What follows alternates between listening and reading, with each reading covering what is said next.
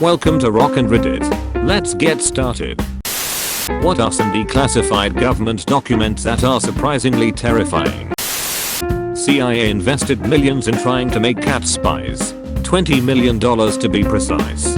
I don't know, the way my friend's cat is staring at me right now, maybe they succeeded. When the Space Shuttle Challenger was destroyed, it was reported that all 7 astronauts were killed instantly.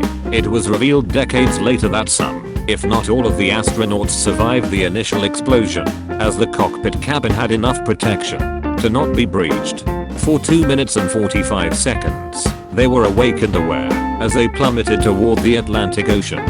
Understandably, NASA knew that the news of their terrifying death would have crippled the space program even more than it already was. We looked at this in flight school and pretty much, there's evidence to support that the crew was still running their procedures, even after it was obvious shit hit the fan. They didn't die accepting their fate, they died astronauts. That's something to be admired in my opinion. Devil Eyes. The plan after 9/11 to make figurines that look like Osama bin Laden and give them to kids in South Asia. After it's left in the sun for a certain amount of time, its face would peel off to reveal a demon-like visage with red skin, green eyes, and black markings. Basically a demon. The objective was to scare kids and their parents, so bin Laden and Al-Qaeda would lose support. You should watch The Holy Mountain. In it they talk about knowing they will have to go to war with a country in 15 years. They make comic books and toys with a villain that looks like that other race. They also make ipecac type medicine the same color as the skin of that race. All sorts of things to prepare kids to hate a particular races by the time they are of military age and the war is fought. This isn't really a classified document, but at one point the US government was telling people to build your own bomb shelter to protect your family. And it showed how to dig a 8-foot by 4-foot by 10-foot hole in your backyard. And if there is a nuclear threat, to get your family and go in there and cover it with a door. So obviously that wouldn't really protect anyone in the case of a nuclear attack. Later it came out that the purpose of telling families to do that was so, if there was a nuclear attack on American soil, they wouldn't have to bury as many bodies because the families dug their own grave. So yeah, not classified but along the same disturbing stuff the US government did. There are over 50 mishaps with nuclear weapons by the US Air Force in the 1950s alone. Operation Midnight Climax. The government hired sex workers to dose Johns with LSD for research purposes, so to speak. Let's see who's gonna be the soon-to-be disappeared Redditor who names a currently classified top secret program deleted. Rest in peace. Here's one from the Brits and the Aussies in the 50s. Nuclear tests in Maralinga. Oh yeah. Some aboriginals lived nearby. The government were going to nuke Scotland for a while, I think. Then they realized that was a stupid idea, as Scotland is a pretty small place relatively speaking, and nuked Australia instead. I'm kind of surprised they didn't do as the Americans and nuke a territory in the Pacific. The Pitcairn Islands are still British, and they didn't care about protecting endangered species then. Australia was independent in the backward 50s. I can't imagine the High Commissioner asking if we could nuke part of Australia. Boeing X-37B unmanned space shuttle.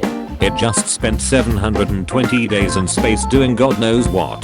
Testing stuff. And maybe taking pictures like the one Trump tweeted of the Iranian space launch site. Edit. Apparently the USAF has disclosed that it's testing a heat pipe assembly, but I'm sure there's other stuff we're not allowed to know about. In East Germany, a committed freedom fighter and her husband had dealt with having her home raided while she was away, being arrested on the way to protests and all sorts of state-sponsored harassment. After the wall fell, she was able to read the documents the Stasi had kept on her and found out her own husband was an undercover agent and had written many reports on her activities with a bloodless banality. British Metropolitan Police Services have done exactly the same on ecological protesters from organizations like Greenpeace. There was literally a case a few years back, like 5 years ago. An undercover cop, I believe, married and even had kids with a protester he was investigating the whole way through. Operation Northwoods, a plan for a false flag operation that came from the Joint Chiefs of Staff and Department of Defense in 1962 and given to JFK, who turned it down. The plan called for the CIA to commit terrorist actions against US civilians across the United States and frame Cuba, allowing us the right to invade and depose Castro and the communist government there. It was declassified and can be found online at the JFK Library. Terrifying that no one knows or seems to care that this was suggested by our government to the president. Canadian here. The Somalia affair, not sure if it was ever classified, but definitely a horrific scandal. A now disbanded division of the Canadian military torturing a kid to death in the 90s and taking hero pics with him while doing it. I think it's important to remember, when your country does something shitty, it's not always the bad guys who can be fucking evil. Project Sunshine, where the US government bought remains of dead infants to test for radiation. When they took limbs from them, the parents were never told.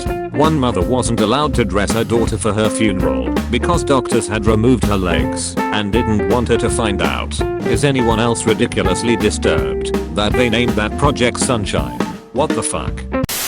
I don't think it's classified, but Project Thor, using a satellite bomber to bomb a city. Imagine a missile or a bomb coming from space, and before you know it, your city is destroyed by a falling missile/bomb. It was called drops from God. Basically it would have used kinetic energy, no explosives. It would have used a series of 2,000 pounds tungsten rods to destroy and vaporize without the radiation of a nuclear bomb. It was only avoided because we signed treaties with the Russians not to weaponize space. Can't remember the source, but apparently there is a legit order signed by Hitler to his nuclear researchers saying, if they have a viable nuclear explosive, start loading into V2s immediately. However, Germans didn't come that close to making a nuclear bomb. They didn't consider it a priority because they calculated that it wouldn't be a decisive weapon to win the war, especially against US, who would already have nuclear bombs in their arsenal. Estimates put the probable year for a German nuke, if the efforts continued, around 1947. As a part of the Army and CIA's experiments into mind control, they put electrodes into the pleasure centers of dogs' brains. Initially, they wanted hundreds of dogs. They only actually got 10, and of those only a few were implanted. The ones which would be remote controlled by zapping them, and essentially giving them a dose of dopamine when they were facing the right direction.